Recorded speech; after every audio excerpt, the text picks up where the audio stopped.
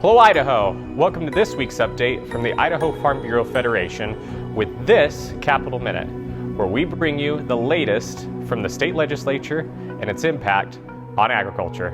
In the next few minutes, we will dive into key legislative issues affecting Idaho's agricultural community. Welcome to Capital Minute. I'm Dexton Lake, and we've now finished week 7 of the session. First, House Bill 129 would give the state more time to purchase privately owned land, and that's exactly why Idaho Farm Bureau opposes it.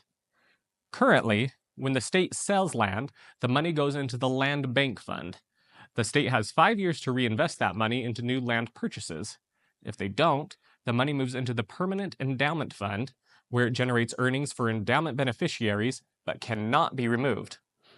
House Bill 129 extends the purchase window from 5 years to 10 years, allowing the state even more time to buy private land. IFBF opposes the loss of private property in Idaho.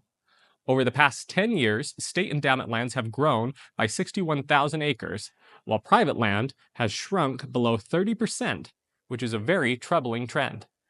IFBF met with the bill sponsors, Representatives Ilana Rubel and John Vanderwada, to propose amending the bill to reduce the timeline for private land purchases while extending it for government land acquisitions. Unfortunately, discussions didn't lead to changes, and House Bill 129 passed the House on Thursday. IFBF opposes House Bill 129. A new bill, House Bill 195, sponsored by Representative Doug Pickett, aims to establish stricter guidelines for Idaho Fish and Game before relocating or transplanting wildlife.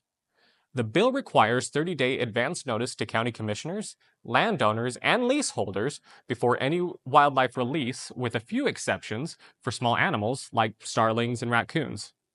If written concerns are submitted within 10 days of the notice, county commissioners must hold a meeting to approve, amend, or reject the release. Additionally, livestock producers would be absolved of liability if wildlife-to-livestock interactions result in disease transmission to wildlife. Lastly, the bill requires mandatory disease testing for relocating wolves and other tracked wildlife, addressing concerns about tapeworms, brucellosis, and other threats to livestock.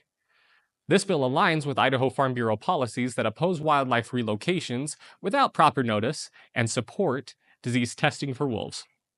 House Bill 195 is undergoing minor technical revisions and will likely get a new number. Nonetheless, IFBF supports House Bill 195.